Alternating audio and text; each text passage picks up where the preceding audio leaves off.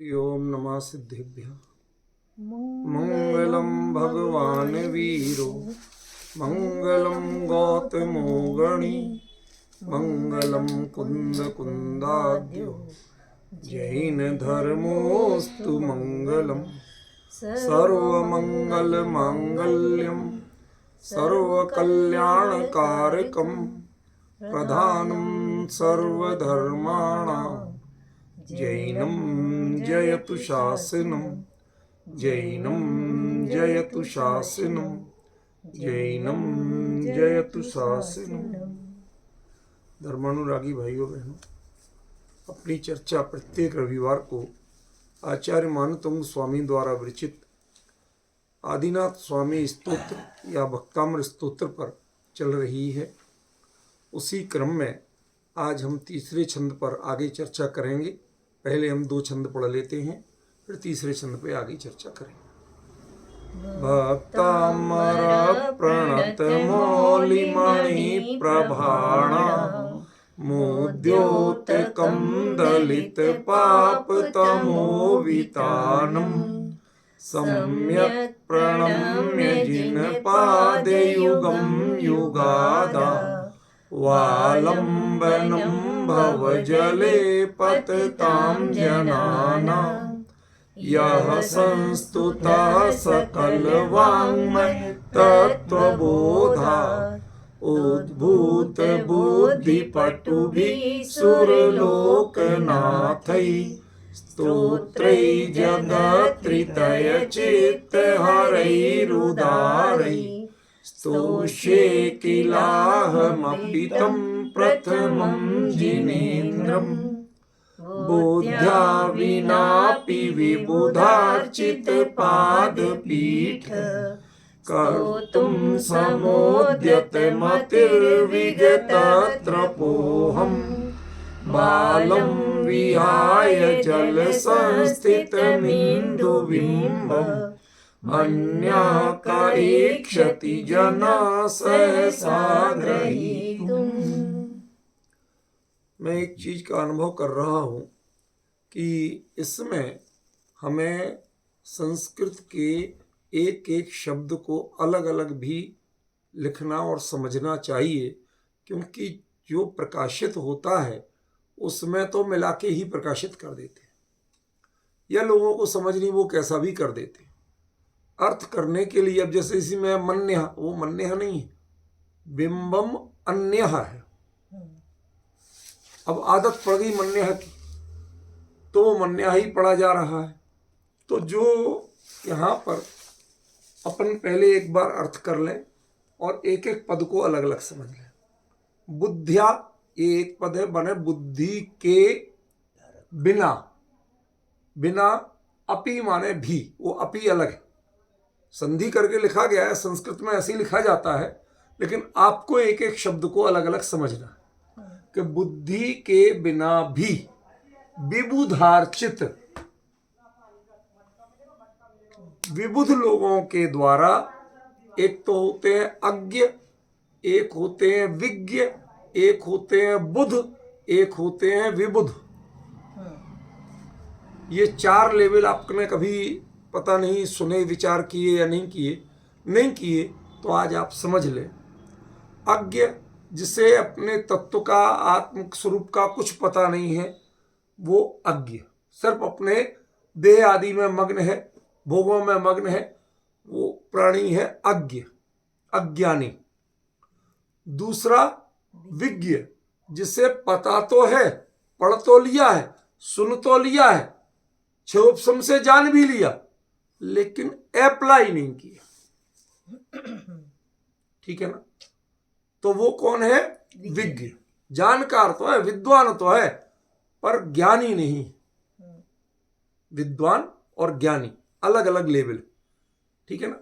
तीसरा वो है कि जिसने जिनवाणी के कहे हुए तत्व ज्ञान को अपने जीवन में धारण करते हुए निर्मल आत्मानुभूति प्राप्त कर ली, भले ही अवृति हो, लेकिन अब वो तत्व से अपरिचित नहीं, अनुभवी है, तो उसको क्या कहेंगे? बुध। ऐसे बुध कौन कौन है? अविरत सम्यक दृष्टि, देशवृत्ति और महावृत्ति, ये सभी बुध हैं। तो विबुध कौन है कि मात्र श्रुत केवली और गणधर, ये विबुध है। समझिए ना। तो यहां पर किसकी बात है? विबुध अर्चित, विबुधों के द्वारा जिनकी अर्चना की गई है। तो क्लियर हो गया ना कि ये प्रकरण तो श्रुत केवली का शुरू से ही चल रहा है, तो उनकी बात है, ये क्लियर हो गया। पाद पीठ, ये आपको बता चुका था कि पाद क्यों कहा और पीठ क्यों कहा, उसको रिपीट नहीं करूंगा मैं। स्तोतुम समुद्यत, उसकी स्तुति करने के लिए उद्यत, समुद्यत और उद्धत, ये 3 शब्दों का प्रयोग किया था।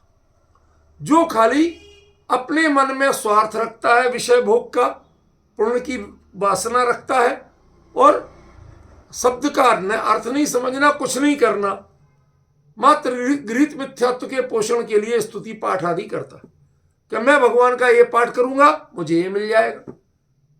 समझ गया ना। वो तो है उद्धत, उतावले बावड़े, बिल्कुल वही है, 100% वही है। चाहे वो 48 दियों से कर रहे हो, वो भी उद्धत है। समझ गए ना। जो किसी बीमारी हारी या कुतुब मुकदमा जीतने के लिए कर रहे हैं, वो भी उद्धत है। जो पुण्य की वासना से कर रहे हैं, वो भी उद्धत है। समझ में? इनमें एक भी उद्यत नहीं है। ये जगह, ये भक्तांबर किनके लिए है? जो समुद्यत है। अभी तो आप उद्यत भी नहीं है। समझिए ना। जो भक्तांबर से सांसारिक स्वार्थों की सिद्धि करना चाहते हैं, वो अभी उद्यत भी नहीं है। समुद्यत तो बहुत दूर की बात है। उद्यत कौन होगा? कि जो मात्र गुण ग्रहण की भावना से भगवान का गुणानुवाद करना चाहता है और पूरे ईमानदारी से उनका गुणानुवाद करता है, ताकि वंदे तद्गुण लब्धे, मैं भी वैसे गुणों को प्रकट कर सकूं, इस निष्ठा के साथ जो करता है, वो तो है उद्यत। और जिन्हों उन विविधों से उन्होंने जो अर्चना की थी, वो थी उनकी जो हम थोड़ी प्रेरणा लेके वैसी कोई कॉपी करना चाहते हैं, प्रयास करना चाहते हैं, तो वो क्या होगा? समुद्यत। ज्ञानियों जैसा करना, एक शास्त्र के अनुकूल करना और एक ज्ञानियों जैसा करना, इन दोनों में बहुत बड़ा अंतर होता है। मैंने कुछ दिन पहले स्टेटस में लिखा था कि जो व्यक्ति प्रैक्टिकल धर्म को करता है, उससे जो धर्म सीखा जा सकता है, वह उपदेशकों से नहीं सीखा जा सकता। जो प्रैक्टिकल कर रहा है, उसको तो देख के भी सीख सकते हो आप, लेकिन जो उपदेशक है, उसके मात्र शब्द सुन के जो समझ में आ जाए तो आ जाए, नहीं आ जाए तो नहीं आ जाए। ठीक है ना। इसलिए यहां विबुधों ने जैसे पादपीठ की अर्चना की थी, वैसा ही स्तुति करने के लिए मैं भी समुद्यत हुआ हूं, उद्यत।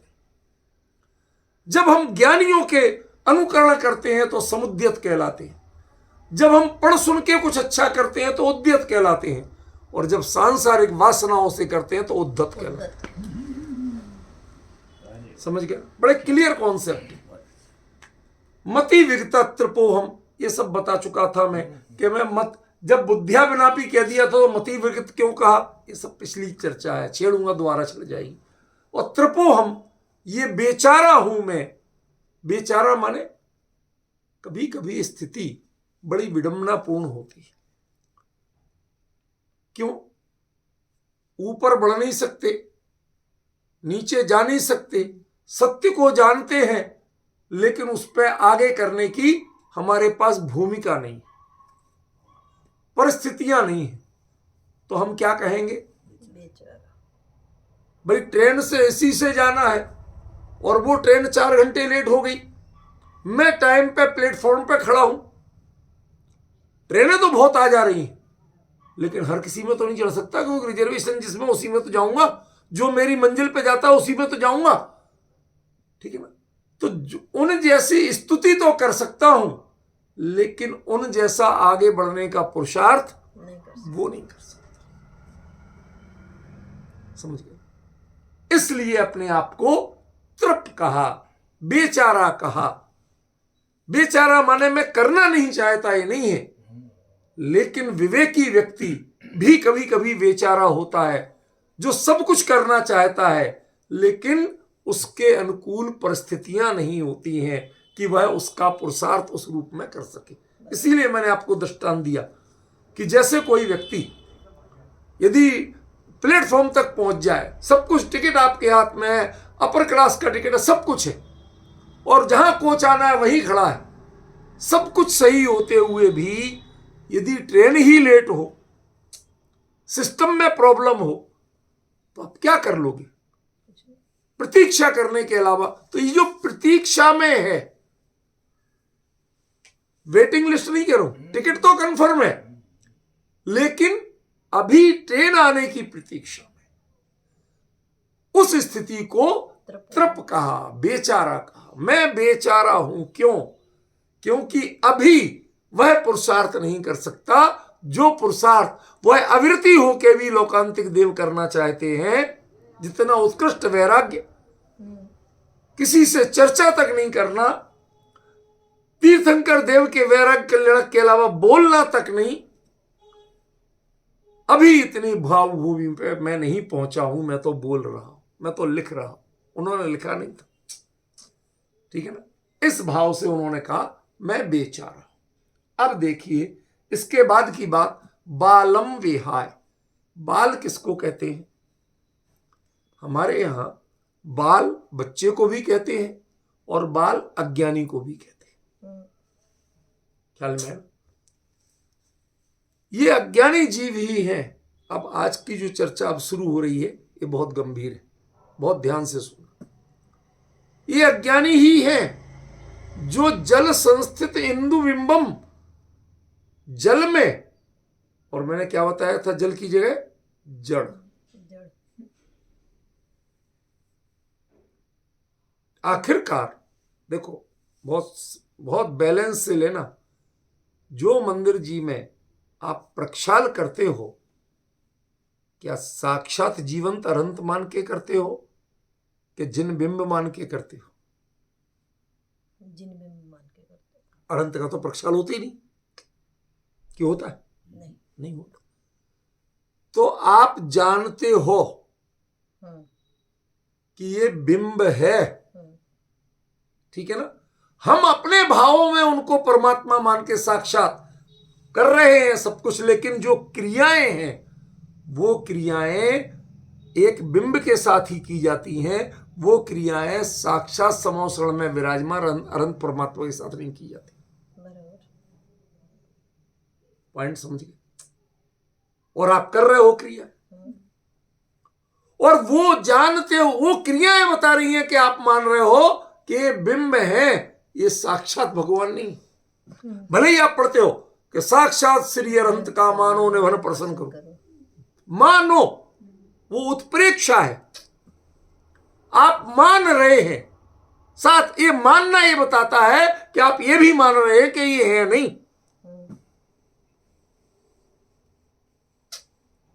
भाई किसी को कहो कि हमारे जीजा जी लगते हैं, जब लगते हैं कह दोगे तो ये बताना पड़ेगा कि ये है नहीं। अब आप पूरे जिया जी करते रहो जितने चाहे, लेकिन जब आपने कह दिया कि लगते हैं, उसके बाद ये है नहीं, ये बताना नहीं पड़ेगा। समझिए? जगत में आप जिन देवालय में ढूंढ रहे हो, योगेंद्र देव को मैंने आज शुद्धात्म मेरे से पूछता कि आप किस आचार्य को कुंद कुंद के बाद श्रेष्ठ मानते हो? वैसे तो सभी श्रेष्ठ हैं, कोई कम नहीं है, लेकिन जिस तरह की भावभूमि आप हमेशा बताते हो और जो कुंद कुंद के ग्रंथों में पाते हो, तो वो कौन है? मैंने कहा योगेंद्र देव, परमात्म प्रकाश योग सार, उनमें आप पढ़िए। तुम देवालय में क्या देव ढूंढने जाते हो? देह देवल में जो देव बसता है उसको क्यों नहीं पूजता। ये जो बातें उनके जो समझ में, जो बातें उन्होंने कह दी और जिस दृढ़ता से दो टूक, उतना कुंद कुंद के अलावा किसी ने नहीं कहा। कुछ कुछ कहना बात दूसरी है, लेकिन हर बात में इतना क्लियर विजन रखना ये अलग बात है। समझ में आया?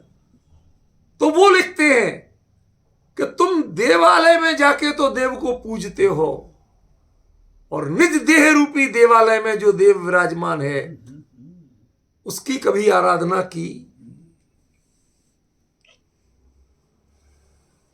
वो जो पूज रहे हो वो जड़ संस्थित इंदु बिंबम, वो आकार तो जड़ है लेकिन उसमें बिंब जो है, शब्द आ गया ना, वही बिंब। वो बिंब किसका है कि बिंब तो जिनेंद्र देव का है। प्रतिमा धातु की होगी, पाषाण की होगी, रत्न की होगी, किसी की भी हो, वो जड़ ही होगी भाई साहब, वो चेतन नहीं होगी। लेकिन यहां जो बिंब शब्द है वो बड़ा सार्थक और डबल मीनिंग देने वाला है, क्योंकि जिनेंद्र भगवान के बिंब को भी बिंब कहा जाता है। कहते हम बाल बुद्धि तो हैं, यहां साक्षात तीर्थंकर परमात्मा केवली यहां विराजमान नहीं, हमें उनके दर्शन सुलभ नहीं, उनकी वाणी सुलभ नहीं, फिर भी हम सामने मंदिर जाते हैं, भगवान के सामने जिन बिंब के सामने खड़े होते हैं और जड़ संस्थितम इंदु बिंबम, जो इंदु का बिंब है वो जिनेंद्र को कह रहे हैं। समझ में? चंद्र प्रभ बोलते कि नहीं बोलते? प्रभु नहीं है वो, चंद्र प्रभ है, प्रभ है, पद्म प्रभ है। प्रभ माने उनके समान प्रभाव वाले। तो हिंदू माने क्या होता है? चंद्रमी तो होता है। अब कुछ कुछ समझ रहे? तो ऐसे वो जो चंद्रमा का बिंब, जैसे चंद्रमा को तो हमने जीवंत माना, देव माना, इंद्र माना। अपने यहां जैन परंपरा में ज्योतिषियों का इंद्र चंद्रमा है और सूर्य प्रतीन्द्र है। समझ गए? अन्य लोग सूर्य को प्रमुख मानते, हमारे यहां चंद्रमा प्रमुख है। समझिए कि नहीं? तो अब पॉइंट समझ में है ना? इंदु बिंबम, जल संस्थित के जड़ संस्थित, कि बच्चा तो जल में संस्थित इंदु बिंब को पूजता है, मानता है, पकड़ना चाहता है, और मैं जड़ में संस्थित जिनेंद्र को खोजता रहता हूं। अरे वो तो चेतन कभी हो नहीं सकते, और जो चेतन मेरे अपने में विराजमान है उसको मैं पकड़ता नहीं हूं। तो कौन हुआ? बाल बुद्धि हुआ कि नहीं हुआ? जड़ में संस्थित बिंब को पहचान पकड़ना चाहते हो, और जो स्वयं चेतन साक्षात परमात्मा जीता जागता हाजरा हजूर विराजमान, उस पर हमारा उपयोग नहीं है। कहां गए विजय जी? वो तो हम देख रहे हैं, आपको हाईलाइट कर रखा है, इसलिए कुछ भी इतनी गड़बड़ी करोगे तुरंत पकड़ूंगा। अब आप छोटे बॉक्स में नहीं हो, बड़े बॉक्स में हो। क्या जड़ संस्थित देवालय में आप भगवान खोजते हो? कुंद कुंदादि आचार्य हमारी परंपरा कहती है कि देह रूपी देवालय में विराजमान निज चैतन्य देव को परखो, उसे पहचानो, अपने में परमात्मा ढूंढो और उसको जीवन में प्रकट करने की साधना करो। लेकिन हम कहां जाते हैं? रोज उनके दर्शन करने तो जाते हैं, पर जिन दर्शन कर निज दर्शन पा आत्म अनुभव पाए, ये प्रक्रिया नहीं कर पाते।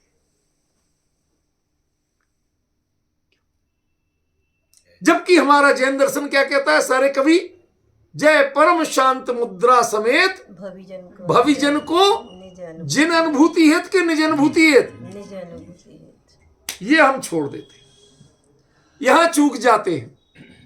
हम जिन्हें भगवान के पैर छू ले और चूके, ऐसा रोमांच होता है, खूब होना चाहिए, हम कोई विरोध नहीं करता। हर्ष होना चाहिए, हम विरोध नहीं करते, लेकिन भले आदमी किसके चरण छू रहे हो? जड़।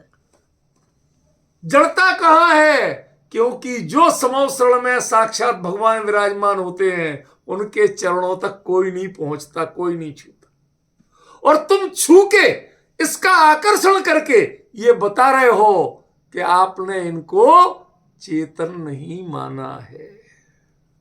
स्थापना निक्षेप तो किया है, स्थापना निक्षेप तो किया है, लेकिन स्थापना करना इसका मतलब क्या है? इसका मतलब है कि वो नहीं। तभी तो स्थापना कर रहे हैं। समझे? आप स्वीकार कर रहे हो तो इनको तो पकड़ना चाहते हो, लेकिन जो जहां ये लीन है वहां तक पहुंचने का प्रयास नहीं करते हो। पढ़ते तो हो कि जय परम शांत मुद्रा समेत भविजन को निज अनुभूति हेत। तो भैया एक बार तो भविजन बन जाओ। कब तक भक्तजन बने रहोगे? कब तक सेवक बने रहोगे?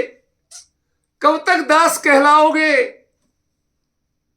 लोग करते रहो, दासानुदास हैं। दरअसल ये ध्यान रखना, जब भक्ति का अतिरेक होता है, अतिरेक शब्द प्रयोग करो, भक्ति का निषेध नहीं कर रहा हूं, भक्ति का जब अतिरेक होता है तो ऐसे ही शब्द, ऐसे ही भाव। लोग अन्य के लिए, देव शास्त्र गुरु के लिए तो जो क्वेश्चन मार्क लगाते हैं, वो गुरुदेव श्री और बहन श्री के लिए दासानुदास कहने में नहीं चूकते, उसमें गर्व अनुभव करते। अरे जब तुम उनको कह सकते हो तो लोग यदि जिनेंद्र के अपने आप को दास कहते हैं तो क्या परेशानी? और यदि दास मानना ये गलत है तो फिर जब वीतरागी के दास नहीं बन सकते हो तो फिर सरागियों के दास कैसे बनते हो? क्षमा करना मेरे शब्दों को, मैं तो दो टूक स्पष्ट कहने वाला व्यक्ति। बहुमान रखना, जीवन भर रखना। उन्होंने वो माल दिया जो कोई नहीं दे पाया। हमें इस पंचम काल के इस परिस्थितियों में कोई आशा नहीं थी कि शुद्ध तत्व की बात कोई बताएगा। कृतज्ञ हैं हम बारंबार, लेकिन जब आप अध्यात्म के ज्ञानी होकर के जिनेंद्र की पूजा में दास की भावना को आप क्वेश्चन मार्क करते हो तो मेरा प्रश्न है कि आप उनके दासानुदास कैसे बनते? विजय जी, मैं बहुत विनम्रता से कह रहा हूं, अपने परिणामों और अपनी चर्या का समीक्षण करना ही होगा। यह साहस अभी नहीं कर पाए तो जीवन में कभी नहीं कर पाओगे, फिर अंधभक्ति में ही रह जाओगे। यदि या तो आपको सामान्य जो आता है, प्रभु पतित पावन में अपावन चरण आयो शरण जी, इसमें क्यों घबराते हो? फिर इसमें ऐतराज क्यों करते हो? क्या आफत हो गई इसमें? यो विरोध आपने यार स्वामी मेट जामन मरण जी। क्यों? इस जो लौकिक बाह्य भक्ति परक विनय है, इसमें यदि ऐतराज है तो यदि वीतराग के लिए सामने नहीं कहा जा सकता तो रागी के सामने तो वो पद ही नहीं है, हम कह ही नहीं सकते। सही बात। समझिए, इसलिए यदि ये याचना की परंपरा तोड़ना है, दासता की बेड़ियां तोड़ना है, तो आपको हिम्मत जुटाना पड़ेगी कि अब दासता किसी के सामने नहीं होगी।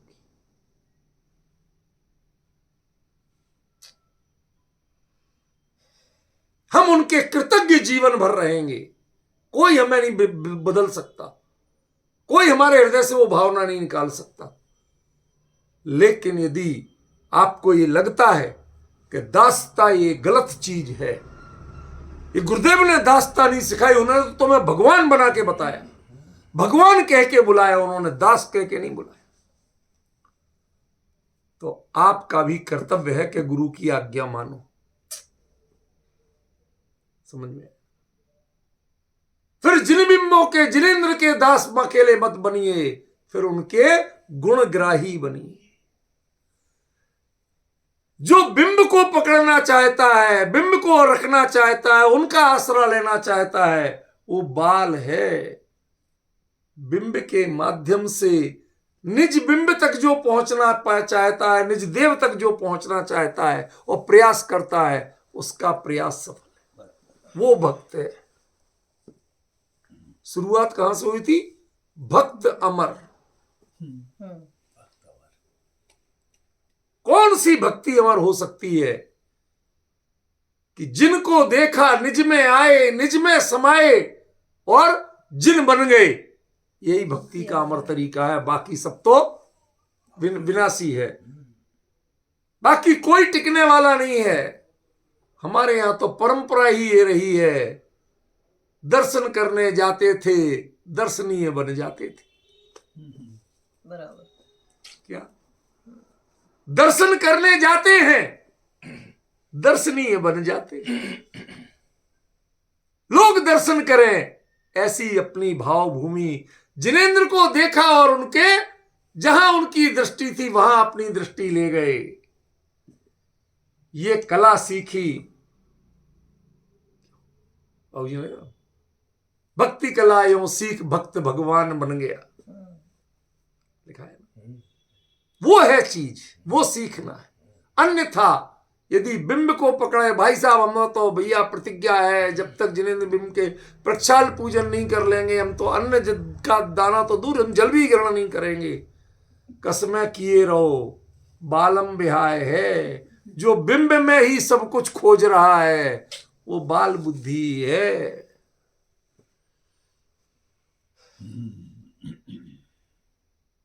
अकेले बिंब में मत खोजिए।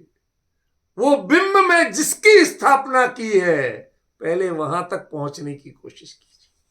उनके साथ क्या व्यवहार हो सकता है, उसको पहचानने की कोशिश कीजिए। जी समझ में आ रहा। जब आपको लगने लगे कि हमें प्रक्षाल नहीं किया जाएगा, घबराना मत, मैं प्रक्षाल छोड़ा नहीं रहा हूं, वो आपको करना पड़ेगा। क्योंकि कल के दिन यदि एक धूल का कण भी दिखा तो उसकी भी पीड़ा आप ही को होगी, क्योंकि जिनेंद्र भगवान के ऊपर तो होता नहीं।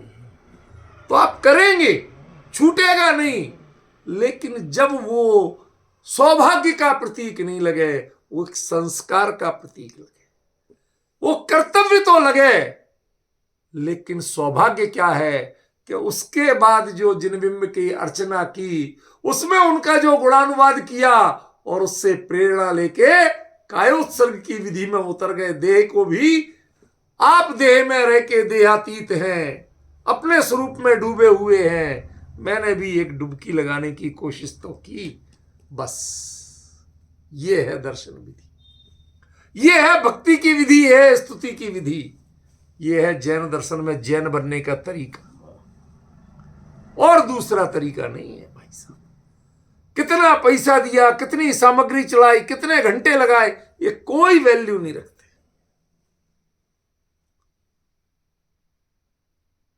कई लोग दूर होके भी हमेशा पास होते, और कई लोग बगल में होके भी बहुत दूर होते। आप कितनी देर बैठे मंदिर में, ये इंपॉर्टेंट नहीं है। जो बेटा जुड़ा होता है मां से, वो हजारों मील दूर होके भी प्रति पल जुड़ा होता है, संवेदनाएं जुड़ी होती है। और जो नहीं होता है, एक बार मन हट जाए तो बगल में मां रहते हुए उसकी ख्याल तक नहीं आता कि मां बीमार है, एक बार पूछ तो ले। बताओ क्या कर सकते हैं, समझिए। ये जुड़ाव कैसे होगा? इसलिए समय कितना बिताया ये इंपॉर्टेंट नहीं है। उनकी जो जरूरत थी, जो विधि थी, जो अपेक्षा थी, वो उस पर आप खरे उतरे कि नहीं उतरे, इंपॉर्टेंट। वीतराग के दरबार में जाके राग के गीत गाना, ये वीतराग की स्तुति का तरीका नहीं है। शब्दों में वीतरागता हो, ये भी परिपूर्ण नहीं है। वो वीतरागता करके भी तो दिखाओ। क्या करके भी तो दिखाओ, उसके और एक कदम आगे बढ़ के तो दिखाओ। जैसे भगवान अपने में लीन है, आपने उनको भावपूर्वक दर्शन किए, तो एक बार अंदर में भी गोता खा के दिखाओ। दर्शन की विधि अन्य सभी दर्शनों में एक खास बात है। उनके चाहे वो अल्लाह हो, चाहे खुदा हो, चाहे ईश्वर हो, यीशु हो, जो भी हो, सब कहते हैं मेरी शरण में आओ, मैं तुम्हें सुखी कर दूंगा। एक दुनिया में वीतराग दर्शन ऐसा है। जिनेंद्र देव ऐसे हैं जो कहते हैं भाई अपनी शरण में जाओ। जब तक मैं दूसरों की शरण में था मैं भी दुखी था। मुझे सुख जिस तरीके से मिला वही तो तरीका बताऊंगा। जिससे मैं सुखी नहीं हो पाया उस रास्ते पे तो मैं क्यों चलाऊंगा। पर घर फिरत बहुत दिन बीते, नाम अनेक नाम अनेक धराए, हम तो कबहू न निज घर। हमारे विजय जी बहुत अच्छा गाते। जब टूर पे थे ना तो मतलब आप थोड़ा सा मौका मिला और फिर विजय जी की सुनिए, क्या मस्त लय से गाते थे। अच्छे अच्छे भजन, प्रसंग के अनुकूल बातें। इनके साथ चलने से हम लोगों को बहुत आनंद आया। मैं उतना अच्छा गायक नहीं हूं, मैं तो थोड़ी चर्चा तो कर लेता हूं पर गायक वायक नहीं हूं। हम तो कबहू न निज घर आए। क्यों? क्योंकि जितने मिले उन्होंने अपने घर बुलाया था, अपने घर नहीं भेजा था। क्या बोला विजय जी? इधर देखो, इधर उधर नहीं है कोई। क्या? जिन जिन के पास गए उन्होंने अपने घर बुलाने वालों के पास गए। ऐसे तो पहली बार मिले कि जो तुम्हें अपने घर जाने की बात कर रहे थे, जो अपने घर नहीं बुला रहे थे तुम्हें अपने घर भेजने की बात कर रहे थे। ये पहली बार मिले। एकमात्र विश्व में जैन दर्शन और जिनेंद्र देव ऐसे हैं जो स्वरूप की शरण लेने की बात करते हैं पर में परमात्मा खोजने की बात नहीं करते। आत्मा में अप्पा सो परमप्पा, आत्मा में परमात्मा पने का अधिष्ठान करिए। इसमें वो क्षमता विकसित कीजिए और परमात्मा बन जाइए। इसीलिए मैंने लिखा था, अभी बोला भी कि एक जिनेंद्र देव ऐसे हैं जिनके दर्शन करके व्यक्ति यदि सही दर्शन कर ले तो स्वयं दर्शनीय हो जाता। फिर वो दर्शन करने दूसरे के यहां नहीं भटकता है, कला सीख जाता। समझे? अन्यथा जो रोज सुबह से धर्मात्मा बन बन के प्रक्षाल कर रहे, पूजन कर रहे, मंदिर की सेवा कर रहे, करिए, करते रहिए। विषय कसाय से अच्छा है, निषेध नहीं कर रहा हूं, लेकिन इसी में तृप्त होके बैठ गए तो बालम विहाय जल संस्थित बिंदु बिंबम हो, फिर तो बाल बुद्धि हो। बचपना फिर भी प्रशंसनीय हो सकता है। बच्चा हर किसी की गोदी में खिलाने लायक हो सकता है, पर नादान कोई हो तो वह किसी के काम का नहीं होता, कोई उसको पसंद नहीं करता। जल में स्थित चंद्रमा के बिंब को वह बालक चाहता है, क्षम्य है, लेकिन वीतरागी को देख के भी जिसे अपने वीतराग स्वरूप की सुध नहीं आती है, उसकी ओर जिसका रुझान नहीं होता है, वो उन्हीं के चरण पकड़ के बैठा रह जाता है, वो अक्षम्य है जिन शासन, क्योंकि वो अज्ञानी रह गया।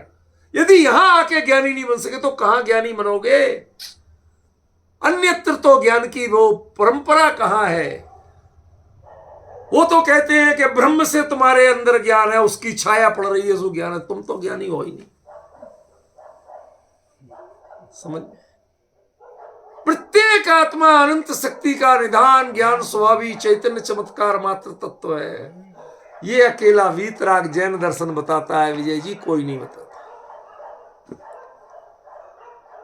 सब जो चेतन कहते हैं, जैसे घड़े में पानी के भरे घड़ों में एक चंद्रमा का बिंब चमक रहा है, तो वो जल संस्थित इंदु बिंबम, पता है किसकी समीक्षा हो रही है?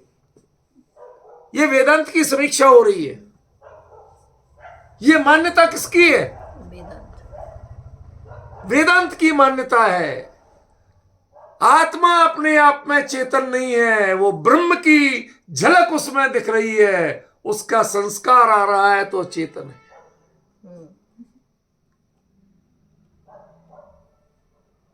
ब्रह्मविद ब्रह्मेव भवति, जब तुम ब्रह्म को जान लोगे तो ब्रह्म हो जाओगे। अभी कौन हो, अभी कौन हो ये तो बताओ। और जगत में सभी कुछ ब्रह्ममय है, तो फिर तो ईंट पत्थर ये भी ब्रह्म है, उसके लिए फिर चेतन का भेद कहां रह गया।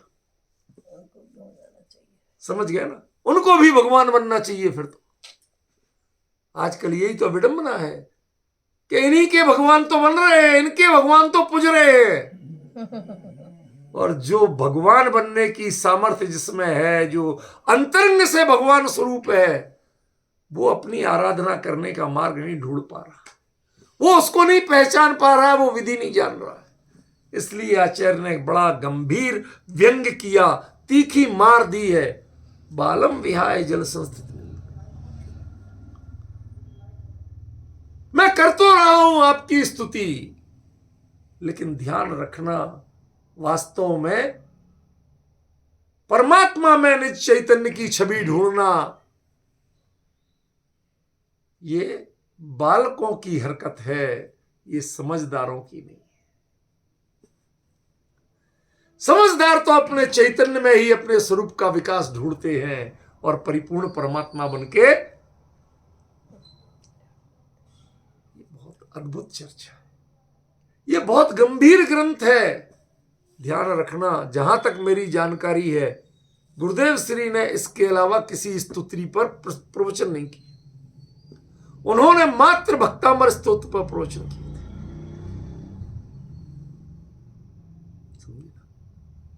अब यदि ये क्रियाकांड और ऐसा स्तोत्र होता तो गुरुदेव जैसे परम आध्यात्मिक व्यक्ति, महान विभूति, वो इस पर प्रवचन नहीं करते। समझ में, जो समय सार पर 19 बार कर सकते हैं तो 20वीं बार भी कर लेते, इस पर करने की क्या जरूरत थी। उन्होंने भी इसमें कुछ गहराई देखी थी, उनके समय सार से बात मिलती थी। अरे जीव तू अज्ञानी है जो परमे परमात्मा ढूंढता है, तू तो जीता जागता परमात्मा है, एक बार अंदर में झांक के देख तो सही। जल संस्थित इंदु बिंबम, तुम क्या पकड़ते हो, तुम उसकी परमात्मा की छाया दिखाते हो, तुम खुद परमात्मा हो। यह जैन दर्शन का मौलिक तत्व है, मौलिक प्रतिपादन। जो परमात्मा की छाया दिखाते हैं वो जैन नहीं हो सकते। जो प्रत्येक आत्मा में परमात्मा को खोजना जानते हैं, बताते हैं, वो ही अकेले जैन हो सकते। इसलिए जैनों का साहस है कि वह आत्मा को भगवान कहते। विजय जी, अब समझ में आ रहा, वो प्रकरण याद आ रहा है। मैंने पिछली साल क्षमावाणी पर्व पर, इस साल नहीं, इसके पिछली साल दिल्ली में जब हुआ था पर्व कार्यक्रम, उसमें 2 मिनट बोला था, एक ही बात बोला था। हमने कहा संसिद्धि राध सिद्धिम साधी माराधियम चाह्यम अवगत राधो जो खलु चेदासु हवदि अवराध। संसिद्धि, राध, सिद्धि, ये सब एक आत्मा के पर्यायवाची। राध शब्द का अर्थ आत्मा है। अवगत राधो जो खलु, जिसने अपने गायक स्वरूप को भूला हुआ जो है, चाहे सारी दुनिया का मास्टर हो, अपने गायक को भूला हुआ है। अवगत जा राधो जो खलु चेदा सो अवधि अवराधो। तो वास्तव में क्षमा किससे मांगना, अपराध क्या है? कि अपराध ये है कि तुमने अपने आप को नहीं पहचाना, अपने गायक स्वरूप को नहीं पहचाना, ये अपराध। अब बोलो क्षमा वाणी करने को कौन तैयार है? मांगो, किससे क्षमा मांगते हो? समझ रहे? तुमने पर में परमात्मा ढूंढने की कोशिश की, कवायद की, बालम विहाय जल संस्थित, अपने आप को बच्चा सिद्ध करते हो, अपने आप को अज्ञानी सिद्ध करते हो, पर में परमात्मा ढूंढते हो। अरे जिन्होंने अपने स्वरूप का आश्रय लिया, हम उनकी विनय करने जाते हैं, हम पर में परमात्मा ढूंढने नहीं जाते। हम परमात्मा बनने की कला जो सिखा रहे हैं, हम वो अपने आप को उस अपग्रेड करने की कला सीखने जाते हैं। हम उनसे कुछ मांगने नहीं जाते। जैन दर्शन याजकों का धर्म है, याचकों का धर्म नहीं। याजक माने पूजा भक्ति करने वाले, याजक माने भोगों की भीख मांगने वाले। इसीलिए हमारे यहां प्रसाद नहीं बंटता, हमारे यहां प्रसाद बंटता। प्रसाद माने होता प्रसन्नता, और आपके यहां प्रसाद माने खाने की चीज। समझिए। आपको पता है पवन जी, मंदिर के दरवाजे पे पिलर पे क्या लिखा है? प्रसन्न होइए कि आप जिन मंदिर में हैं। यदि ये प्रसाद गुण नहीं हुआ, चित्त प्रसाद युक्त नहीं हुआ, तो मंदिर में आने का फायदा क्या? यहां आके भी रो ही रहे हो तो काहे को आए थे यहां? प्रसन्न होइए, सारी दुनिया ने तुम्हें दुत्कारा, यहां पहले तुम्हारा सत्कार करने वाले मिले। तुम स्वयं भगवान हो, भगवान बनकर जी। ये है जैन धर्म, ये है जिन बिंब, ये है जिन दर्शन। इसलिए तुम परमे परमात्मा ढूंढने की जो चेष्टा है, उसे ये बचपना बंद करो। दर्शन नहीं छूटेंगे, करते रहोगे। तोलों से हूं चरण जिनके मोक्ष जोलो न पाऊं। जब तक वो नहीं होगा ये चलेगा, लेकिन इसे ही आराधना मत मानना। असल में आराध्य और आराधक का भाव वो स्वयं में घटित होता है, पर में नहीं। क्यों? क्योंकि आराध्य, आराधना, आराधक, इसमें राध शब्द है, और राध शब्द आत्मा का वाची। तुम पर की आत्मा में कभी रम नहीं सकते हो। आ माने पूरी तरह से। यदि पूरी तरह से रमना है तो भाई साहब, जितने चाहे अपने सगे रिश्तेदार का घर हो, आप निश्चिंत नहीं रह सकते हो। अपने घर ही लौटना पड़ेगा तुम्हें निश्चिंत। टांग पसार के सोना, जो कुछ भी करना, कहां बैठना, कैसे करना, कोई टेंशन नहीं करना, तो अपने घर में आना पड़ेगा। दूसरे के घर में तो टेंशन रहेगा ही, चाहे जितना चाहे रिश्ता जोड़ लेना। इसलिए अपने में आइए, अपने में रमिए, अपने में जमिए। और यदि अपने में रमने जमने की कला, अपने को आत्मस्वरूप ज्ञायक स्वरूप पहचानने की कला आपके पास नहीं है, तो जाइए वहां, उनको देखिए, उसको कैसे पहचाना जाता, उसमें कैसे रमा जाता, कैसे जमा जाता, कैसे तन्मय हुआ जाता, ये कला सीखने जाइए। लेकिन तुमने उन्हीं को आराध्य मान लिया, उन्हीं की आराधना में जुट गए। जय जयनाथ परम गुरु हो, उसी में अपने आप का लक्ष्य तय कर लिया कि भाई साहब ये जीवन तो भाई हमारा भगवान के चरणों में बीत जाए सो अच्छा है। भाई साहब, इस दीनता के भाव का फल क्या होगा? स्वर्ग आदि मिल जाएंगे। लेकिन उसके बाद क्या कहा आचार्य ने, कुंद देव ने प्रवचन सार में, दुखम्बा, वो दुख ही पाएगा। किसी भी गति में चला जाए, दुख उसकी नियति होगी, वो सुखी नहीं हो सकता। क्योंकि सुखम साव सिद्धम, सुख तो अपने स्वभाव में सिद्ध होता है, पर में सुख मिलता नहीं। समझे ना? ये वही बात कह रहे हैं। और साथ में क्या करे? बालम विहाय, बच्चे को छोड़कर अन्य का, अब बीच की चूत छोड़ दो, बच्चे को छोड़कर अन्य कौन? इक्षति जना, कौन व्यक्ति चाहता है? सहसा गृही तुम, एकदम मौका मिला और पकड़। अरे ये मौका मिला, अपने में जाने की कला क्यों नहीं सीखते हो? इसका मौका क्यों नहीं तलाशते हो? क्यों? उनके लिए कपड़े पहनने को थे, रोज मैं भी पहनता हूं, मैं भी उसी विनय को पालन करता हूं, उसका निषेध नहीं कर रहा हूं विजय जी। लेकिन असली बात क्या कह रहा हूं, बचपना क्या है उसकी परिभाषा बता रहा हूं। जैसे उनके लिए तैयार होते हो, ऐसे स्वरूप में जाने के लिए, स्वरूप निज गायक का अनुभव करने के लिए कभी तैयार हुए? इसके उसके लिए 4 लब्धियां चाहिए। ये 4 लब्धियों के कपड़े कभी पहने? एक है समय से उठना, क्षोभसम लब्धि। तैयार होना, नहा धो के विशुद्धि लब्धि। समझ में आया? मंदिर पहुंच के शुद्ध कपड़े पहनना, देशना लब्धि।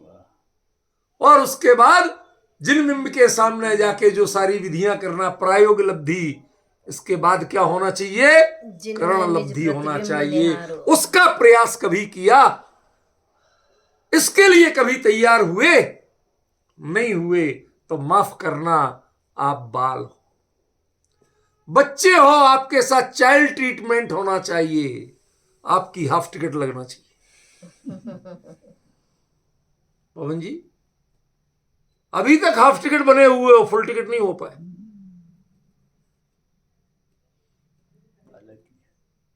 क्यों है बालक? एकमात्र कारण, जड़ में स्थित बिंब को तो आपने, उसमें तो परमात्मा को तलाशा, लेकिन वो उससे जहां संकेत था, उस निज चैतन्य को नहीं तलाशा, उसको तलाशने की कोशिश तक नहीं की, प्रयास भी नहीं किया। उसी में जीवन की सार्थकता मानी। भगवान आपके चरणों में जीवन बीत जाए, बस यही चाहते। कोई तीर्थों में, कोई देवालयों में, क्यों? भगवान भरोसे ये जगह जगह आपने सारा कुछ किया, लेकिन सब जगह ढूंढ के आए, एक अपने में नहीं ढूंढा। पर मैं जो ढूंढा ना भगवान पाया। पढ़ते हो, थोड़ा सा विचार करो, पहचानो आचार्य कह क्या रहे। अभी अगली जो चर्चा जब होगी तो उसमें आपको जल संस्थित इंदु बिंबम के लिए वेदांत दर्शन का पूरा प्रारूप आपके सामने प्रस्तुत करूंगा। किस किस ग्रंथ में शंकराचार्य जैसे बड़े बड़े ज्ञानी आचार्यों ने क्या लिखा। वो कहते हैं तत्त्वमसि, उनके यहां उपदेश वाक्य है ये, तत्त्वमसि, तुम नहीं हो, वो तुम्हारे अंदर जो चमक रहा है ना चंद्रमा, वो है। तुम कुछ नहीं हो, तुम तो जड़ हो। जल और जड़ बताया था ना मैंने, इसमें लगातार चलेगा वो, उसके बिना अर्थ ही नहीं निकलेगा। क्या? तुम तो जड़ हो, और जो चमक रहा है वो उनकी यहां शुरुआत यहां से होती है। उपदेश वाक्य है ये, क्या? तत्त्वमसि। और बच्चा समझदार हो गया तो उसकी निशानी क्या? अहम ब्रह्मास्मि, मैं ब्रह्म हूं। हमारे यहां ये नहीं बताया भाई साहब, मैं जिनेंद्र हूं, मैं परमात्मा हूं, ऐसी पट्टी नहीं पढ़ाई। मैं तो ज्ञायक आत्मा हूं। जो भगवत्ता है, जो भगवानपना है, वो मेरा अपना स्वरूप है। वो दूसरे भगवान से हमें कुछ मांगना नहीं है। मेरा मुझ में है, बस उसे पाना है। मैं अपने में परिपूर्ण हूं। समझे? इसलिए कहा आचार्य ने बालम विहाय। वो कहते हैं कि तत्त्वमसि, हम तत् नहीं हो, अहम अस्मि, मैं हूं। अहम एक को खलु शुद्धो, मैं ब्रह्म हूं, ये नहीं कहते। उनका सारा दर्शन इस बात पर विश्रांत हो जाता है कि जो घट घट में है वो परमात्मा की झलक है, उसके कारण तुम चैतन्य हो, वरना तुम तो चेतन हो ही नहीं। इसीलिए कहते साहब, वो ज्योति ज्योति में विलीन हो गई, आत्मा जाके परमात्मा में। अरे क्या हो गया, ये क्या दीनता बना रखी है। ये कम से कम जैन दर्शन नहीं है। आपकी मान्यता हो सकती है, हम आपको सही गलत नहीं कहना चाहते, कोई प्रमाणित नहीं करना, क्योंकि आप हमारे लक्ष्य नहीं हो। हमें तो जैन दर्शन की भक्ति बताना लक्ष्य है, और उसमें ऐसा कतई नहीं माना गया। वो साफ कहते हैं कि भाई तुम मेरी शरण में मत आओ, अपनी शरण में जाने की कोशिश करो। किसी की शरण में जाके तुम सुखी नहीं होगे।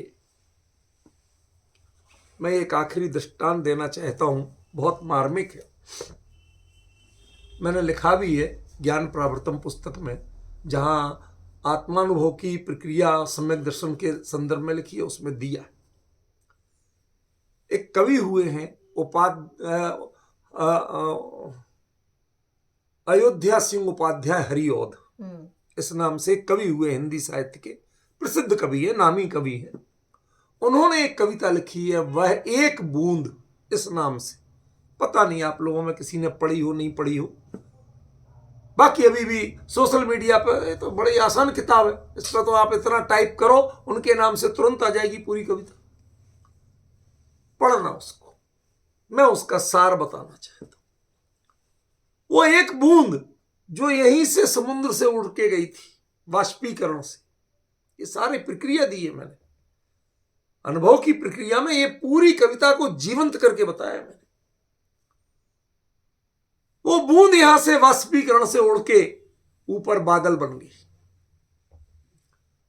अब बादल बन गई वो बूंद, अब जब ही उसे मौका मिला और वो बरसने की स्थिति में आई, तो उस समय वह सोचती है, मैं बचूंगी या मिलूंगी धूल में, या जलूंगी गिर अंगारे, या कमल के फूल में। विजय जी को समझ में आ रहा है क्या कह रहे हैं? मैं बचूंगी या मिलूंगी धूल में, मिट्टी में अस्तित्व खत्म, समझ गए? या कहीं पर गिर अंगारे, या जलूंगी गिर अंगारे, अंगारे के छुनछुना के सारे खत्म। और बहुत हो गया तो किसी कमल के फूल में, उसकी पंखुड़ी पर ओस की बूंद जैसी पड़ के, तब भी होगा क्या? विनाश। सूरज की किरणें जब तक हल्की पड़ेंगी, जब तक मोती से चमकोगे, और जब वही किरण अपने प्रचंड ताप में आएगी, तो वही किरण तुम्हारे उस भाव को, उस चमक को सुखा देगी। तो कवि लिखता है आगे, उस समय एक सीप का मुंह था खुला, मैं उसी में जा पड़ी मोती बनी। एक सीप का मुंह खुला था, मैं उसमें जा पड़ी मोती बन गई। अन्य मतियों में जितनी भी साधना है वो यहां चरितार्थ हो जाती है। मैं भगवान के चरणों में जा पड़ा, भक्त बन गया, मेरा जीवन सफल हो गया। मैंने उस कविता को आगे बढ़ाया उसी ग्रंथ में। मैंने उसमें लिखा कि वह बूंद जिस समुद्र से निकली थी, निकल गई तो बूंद रह गई, और वापस उसमें मिल गई तो समुद्र बन गई। अब वो अविनश्वर हो गई, उसे कोई नहीं विनाश कर सकता। मोती भी बन गई, किसी वैद्य के हाथ में पड़ोगे तो वो मोती भस्म बना के जला के किसी को चटा दे, कीमत मिल जाएगी, लेकिन कीमत मिलके भी तुम्हारे को बचा कोई नहीं सकेगा, अविनाशी नहीं हो पाए। कोई परिणति जितने चाहे उत्कृष्ट पुण्य में मोती की तरह चमक जाए, बहुमूल्य हो जाए, लेकिन हमारे यहां जैन दर्शन में अनर्घ्य पद की कीमत है, अर्घ्य की कीमत नहीं है। अर्घ्य माने मूल्य और अनर्घ्य माने अमूल्य। जब वह समुद्र में मिलके समुद्र बन गई, उस पर कोई अब खतरा नहीं है। कौन समुद्र को कौन सुखाएगा? इसलिए चैतन्य की परिणति जब राग आदि विकार भावों में तवे पर अंगारों पर पड़ती है, छुन छुना के तड़प के नष्ट होती है, कदाचित थोड़े बहुत मंद कसाय के भावों में आती है, सुबह सुबह कमल पत्र पर पड़ी हुई बूंद की तरह मंदिर में जाके प्रशंसा का पात्र बनती है। भाई साहब रोज प्रक्षाल पूजन करते, लेकिन जैसे सूरज की धूप बढ़ती है, आपकी भक्ति भी सूख जाती, फिर भोजन याद आता, फिर नौकरी याद आती, फिर संसार याद आता है। भाई साहब जिम्मेवारी बहुत, मानते हो? जिम्मेवारी किसकी है? ये तो आपके समय का सदुपयोग था। कायदे से हम यहां नहीं आए थे, जिम्मेवारी तो हमारी वही है। समझ में? कमल पत्र पर पड़ी बूंद की तरह है आपकी प्रक्षाल पूजन की भावना, जिनेंद्र दर्शन की भावना। प्रशंसनीय तो होगी, कवि उस पर कविताएं लिख देंगे, लेकिन वो कविताएं सूर्य के प्रखर ताप से आपको बचा नहीं पाएंगी। बाद में जो भोगों की लालसा है वो आपकी भक्ति के भाव को स्वयं खा जाएगी। बहुत टिकेगी। कोई नियम कर्म ले लोगे और कुछ कर लोगे तो वो सीप के मोती की तरह बन जाएगी।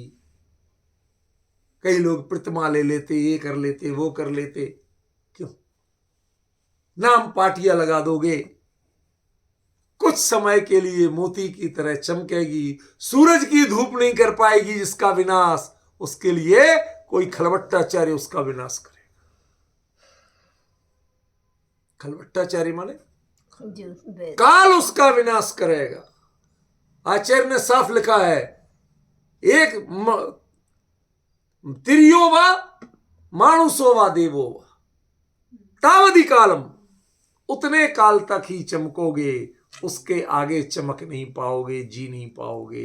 ये सुख की परंपरा, इंद्रिय सुख की, विविहम इंद्रियम सोहम लादी, ये विविध इंद्रिय सुख भी वो मोती की तरह उतने ही दिन पाओगे, उस पर्याय से आगे नहीं पाओगे।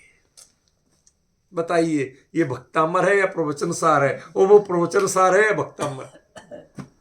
पैर ललचल। अरे जिनागम में तो जिनवाणी में कोई चीज अलग नहीं है, ज्ञानियों की दृष्टि एक ही जगह रहती है। कहने की शैलियां बदलती हैं, अभिप्राय बदल जाए तो ज्ञान, अनंत ज्ञानियों का एक अभिप्राय होता है। यदि अभिप्राय बदल गया तो समझ लेना वो ज्ञानी नहीं। समझे? एक वही अभिप्राय चल रहा है, कौन पकड़ना? कहां जाओ तुम? कहते समुद्र बन जाओ, बस काय उत्सर्ग करो, चेतन की परिणति चेतन में समा गई, बस अब तुमने अमर होने की कला सीखी। अब तुम गा सकते हो कि अब हम अमर भय ना मरेंगे। उसके पहले जितनी चाहे उत्कृष्ट भक्ति हो, वो वैद्य के वो जवार मोहरा या मोती भस्म, इससे ज्यादा नहीं टिकेगी। एकाध भाव में थोड़े बहुत इंद्रिय सुख पालोगे, उसके बाद गति वही होने वाली है भाई साहब, कोई इलाज नहीं है आपका। ये लाइलाज रोग है, पर में सुख मानना, पर में सुख खोजना, पर में परमात्मा खोजना, ये लाइलाज रोग है। जैन दर्शन कहता है कि ये तो जड़ बुद्धि बाल बुद्धि ऐसा करते हैं कि जड़ में बिंब खोजते हैं। यहां तो कहते हम खुद चेतन हैं, हमें बिंब मत बनाओ, हम तो जीते जागते चेतन विराजमान। स्वयं में स्वयं की आराधना करके देखो, उसके बाद तुम्हें किसी की आराधना की अपेक्षा नहीं। समझ रहे हो कि नहीं समझ रहे? ये देखो, अन्य का क्षति जनाशय सागृही तुम, ये और लोग इसको कौन पकड़ना चाहते हैं, कौन ग्रहण करना चाहते हैं? वो युग था कि समझदार लोग बिंब में सारा सब कुछ नहीं खोजते थे, अपने में खोजते थे। आज युग वो आ गया है कि आप बिंब विराजमान करो, तुम्हारा कल्याण हो जाएगा, जन्म जन्म के पाप तर जाएंगे। जितना बिंब विराजमान करने में लोगों की रुचि है, उतना स्वयं को गायक पहचानने में रुचि नहीं है। वो बातें होती है, लेकिन वो पीड़ा होती है जब आज हमारे अध्यात्म के प्रवक्ता कथाकार बनने लगे, पूजनकार बनने लगे, विधानाचार्य बनने लगे, हर कार्य में तत्व की चर्चा से ऊपर विधान प्रधान होने लगे। अरे पूजन करो, कोई निषेध नहीं, लेकिन प्रधानता किसकी हो ये तो तय करो। आज क्वेश्चन मार्क लग रहा है, आप मोक्षु कहलाते तो है, लेकिन अब मोक्षु कहलाने लायक नहीं बचे हो। गुरुदेव ने उस तत्व को पकड़ा के, उस स्वाध्याय की परंपरा को पकड़ा के और अंदर की धगस को पकड़ा के आपको मोक्षु बनाया था। इसके लिए नहीं बनाया था कि आप थाली का माल उधर चढ़ा के और समय सार और प्रवचन सार की विधान करके अपने आप को समय सार प्रवचन सार निपटा लो। इसके लिए नहीं बनाया था। चिंतन की परंपरा समाप्त, मनन की परंपरा समाप्त, अंदर में उतरने का प्रयास समाप्त। धर्म के नाम पे क्या रह गया? विधान कर लो, पूजा कर लो, यात्राएं निकाल लो, आयोजन कर लो। आयोजन हावी हो गए, प्रयोजन छूटने लगा। कहते अन्य का क्षति जनास ऐसा गृही तुम, ये तो जड़ बुद्धि लोग ही ऐसे काम करते हैं, समझदार लोग ऐसे काम नहीं करते, ऐसा मानतुंगाचार्य क्लियर कह रहे हैं। अभी इसकी जो चर्चा बाकी है वो अब आगामी रविवार को, तो मैं नहीं हूं देश में, उससे अगले रविवार को चलेगी, उसमें मैं आपको करूंगा। सभी को